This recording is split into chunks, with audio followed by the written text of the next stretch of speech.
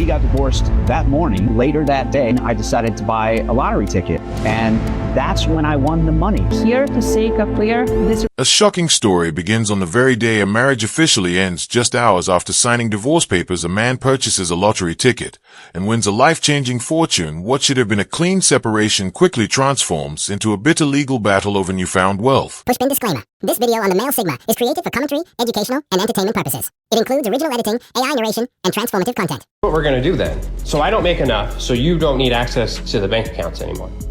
So I'm going to go upstairs. Don't. No, shut up. Shut up. Don't be petty. Shut up. So I'm going to go upstairs, and I'm going to take your name off of all of the bank accounts. I will get my lawyer. You cannot do that. With what money? It's illegal. You can't afford a lawyer. It's illegal. We're married. What's yours is mine. I own at least half of everything that you have. And if you even try, I will take you for all of it.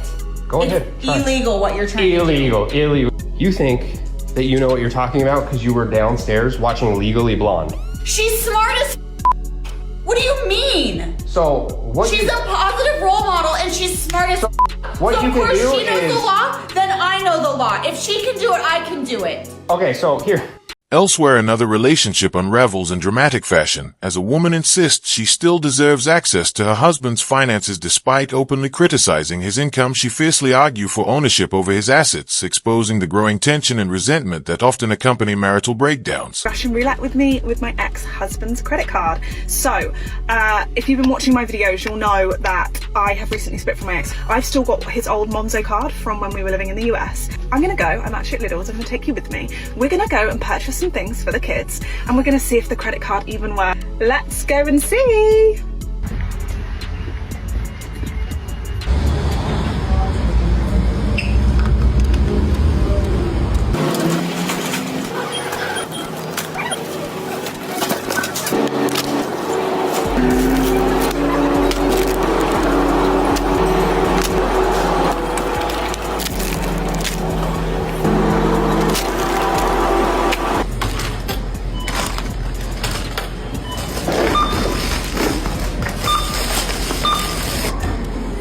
The situation becomes even more unbelievable when a recently separated woman films herself using her ex-husband's credit card, treating the act as entertainment. She documents every step online, unaware that her actions may ultimately provide evidence against her in court. Support. I think $100 a week extra would be fair with all the headaches he's given me and everything like that. Why do you believe that's fair? My wages have went down. I'm only working part-time now. He still gets those 2 raises every year. I cannot grant you spousal maintenance just because he's made an increase from his wages. Well, when you all were divorced and you received half of his 401k, how much was that? About $250,000. Okay, well, you know what? I feel like you came here to waste my time because I cannot give you an increase in spousal maintenance just because you're asking for it. No, ma'am. 25? Even $5, the answer. Inside another courtroom, a former wife seeks additional spousal support despite already receiving a substantial financial settlement. During divorce proceedings, the judge carefully reviews the facts before concluding that personal employment choices cannot justify increasing support payments from an ex-spouse.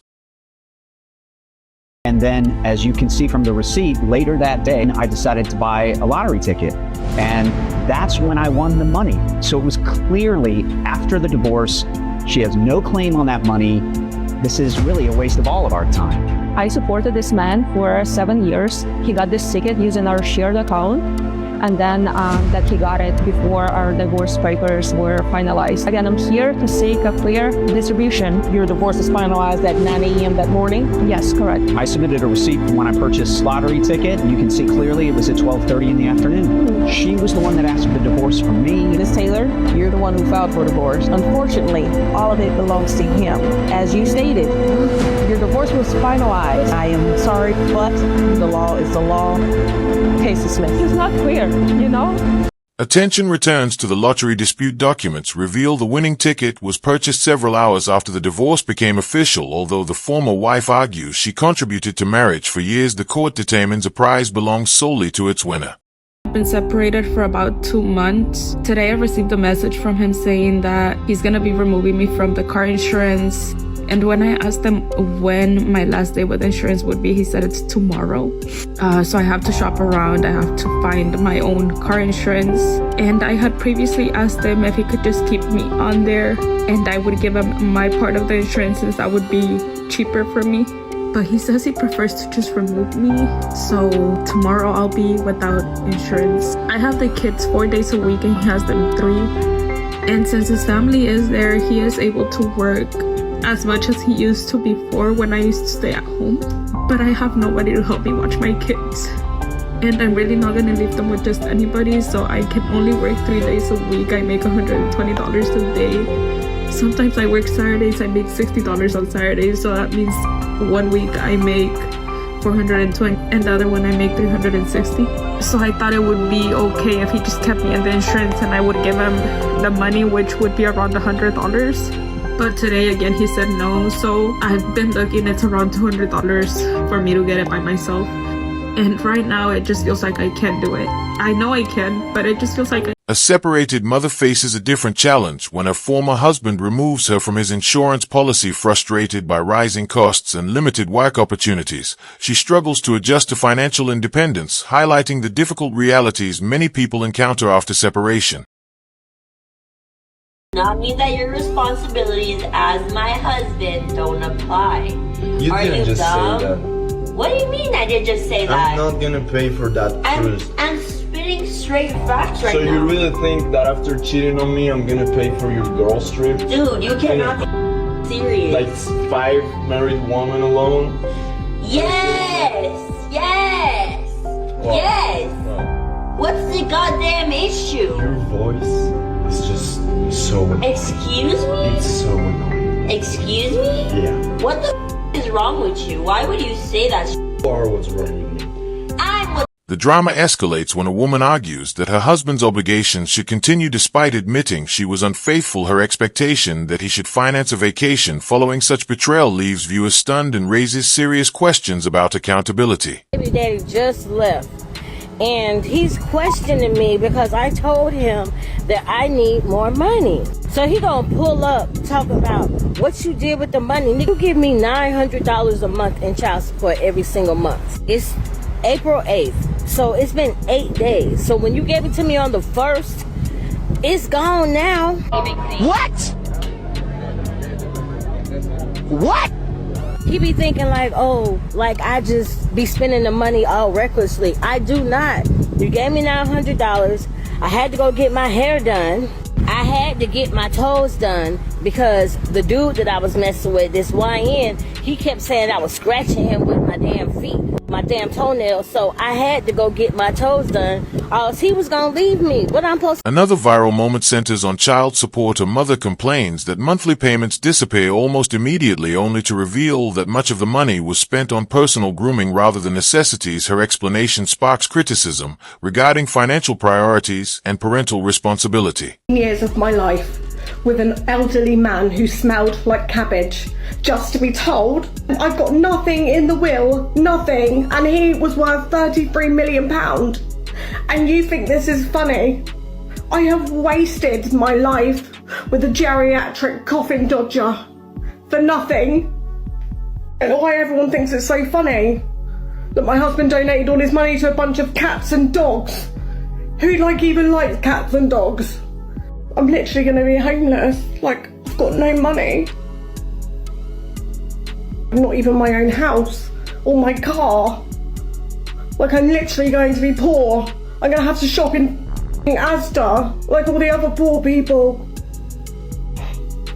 Not Asda.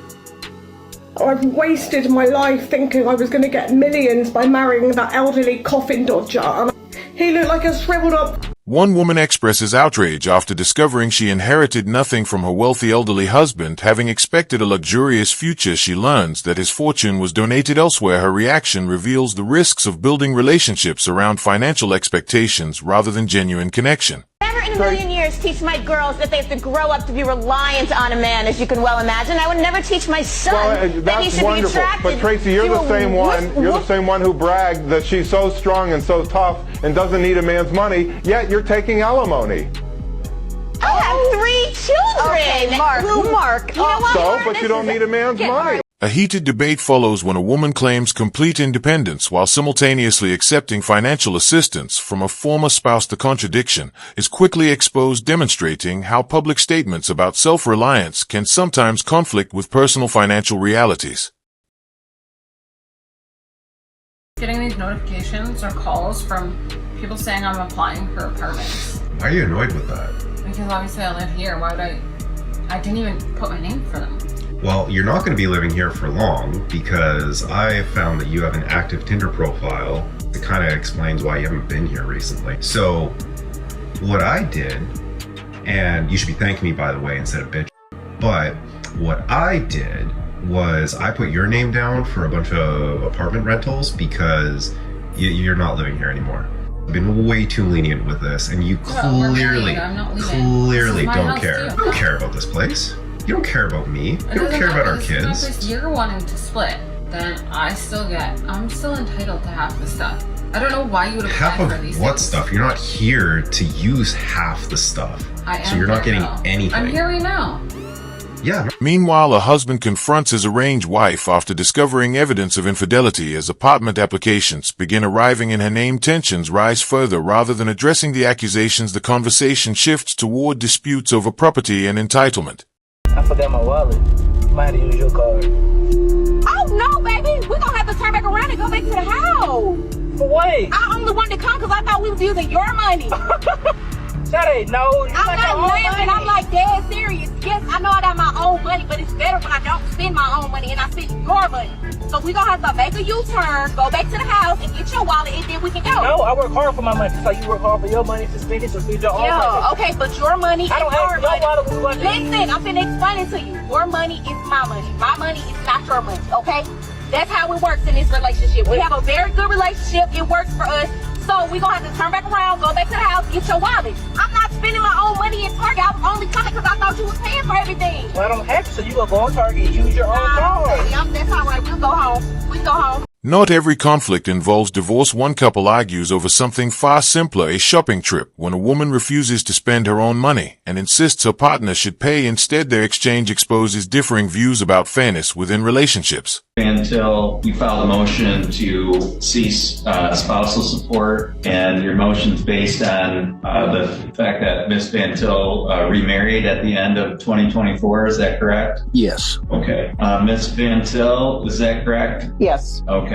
Are you contesting discontinuation of the spousal support? To an extent, I feel that I was pretty generous back in 2021 when I let him off on over $12,000 in arrearages at the time. I'm willing to drop down to $500 a month for, let's say, another 3 years. Okay. Mr. Van Til, what's your position on that? No, I disagree. I reviewed the original judgment of divorce, and it does allow for the court to modify spousal support based on a change in circumstances. Ms. Van Til, and frankly, I'm surprised it doesn't contain the language that if you remarry, typically once a party remarries, I mean, that's a change in circumstances that warrants the cessation of payment of spousal support. And the whole idea of spousal support is that you don't have the assistance of your marital partner anymore to support you. And when you get remarried, that's no longer the case. So it really, to me, the only fact here that would be a potential issue is whether or not you were actually married or remarried, I should say. And it sounds like that's not a fact that's in dispute. So for that reason, the court finds that the spousal support. Back in court, a man petitions to end spousal support after learning his former wife has remarried. The judge explains that support exists to assist someone lacking a marital partner's help, making remarriage a significant change in circumstances that affects eligibility. She wants the upgrades to stay. I had a guy get me a Benz before and put me in a loft space and, set my whole life up differently than what it was normally. And I feel like if you brought me to like this level, and then we didn't work out, but we're still friends, we didn't have beef and no one cheated. It was just didn't work out. But I wasn't going to move from my space because it didn't work out. I wasn't gonna give him back my car because I'm not gonna downgrade my lifestyle because me and you are no longer together. And I just feel like if you put me in this space and that was under your budget, then what's the difference now? He gave you the upgrade, but part of that upgrade is because you're with me. So I'm supposed to keep paying your loft and keep paying your Benz. Now I get it. You're a true boss if you do that, and that's the vibe we're getting. Jazz. No, it's just I'm not moving, and you're gonna have to deal with it. If you want to stay upgraded, stay with me. If you want to live like this, it comes with being with me. Okay. You want him to keep your lifestyle up, keep paying your bills, keep you on that same upgraded level. No, you were dating a man that had money, so dating him came with a lifestyle. But if we not working and our love is dead, I don't owe you to keep paying your car note and your... The final story explores entitlement after breakup. A woman argues that because a wealthy partner once upgraded her lifestyle with luxury housing and vehicles, he should continue paying even after the relationship ends. Critics strongly disagree, insisting that such privileges ended with the romance itself.